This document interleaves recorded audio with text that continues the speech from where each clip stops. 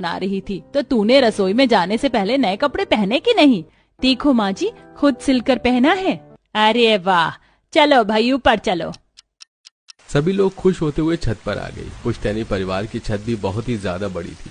छत पर एक जगह ऐसी बनी हुई थी जहां से बरसात का मजा लिया जा सके। एक छोटी सी छत का खुला हुआ हिस्सा था जिसमें सभी जाकर बैठ गए और बारिश में चाय पकौड़े एंजॉय करने लगे।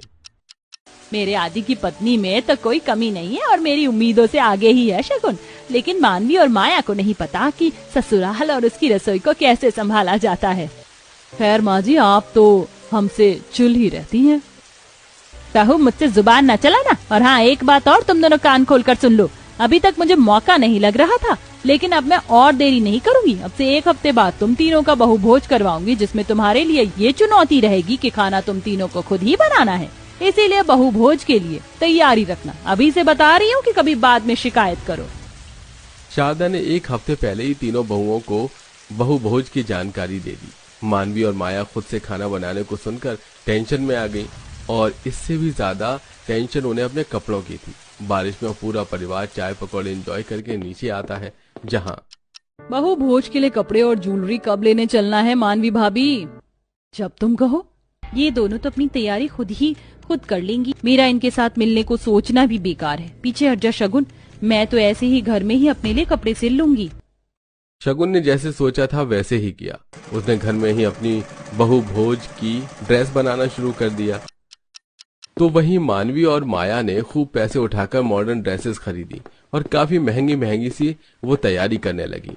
देखते ही देखते 1 हफ्ता का फासला भी गुजर गया और वो दिन भी आया जब पुश्तैनी परिवार में बहु भोज रखा गया।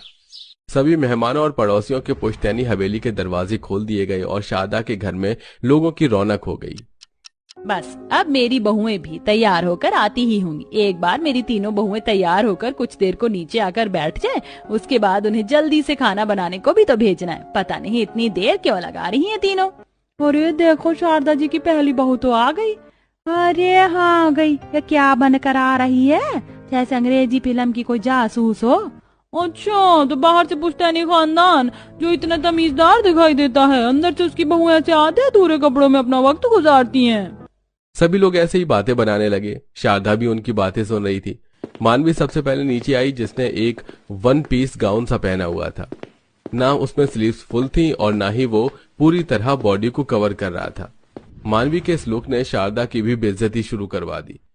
अभी लोग मानवी पर ही बातें बना रहे थे कि पीछे से माया भी आ गई। मानवी भाभी रुको, साथ साथ ही चलेंगे।